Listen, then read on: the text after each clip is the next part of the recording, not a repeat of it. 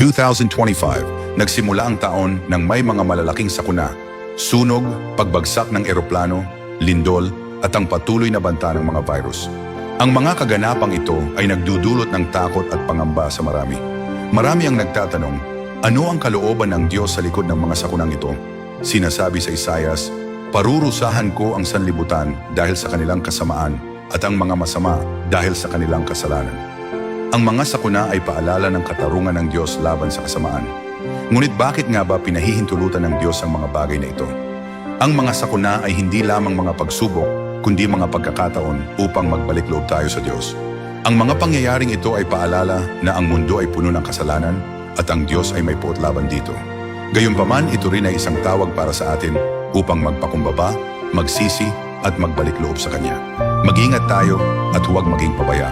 Ang puot ng Diyos ay hindi malulunasan hanggat tayo ay patuloy na lumalayo sa Kanya. Magsisi tayo at maghanap ng kapatawaran sa Kanya habang may pagkakataon pa. Sinasabi sa 2 Kronika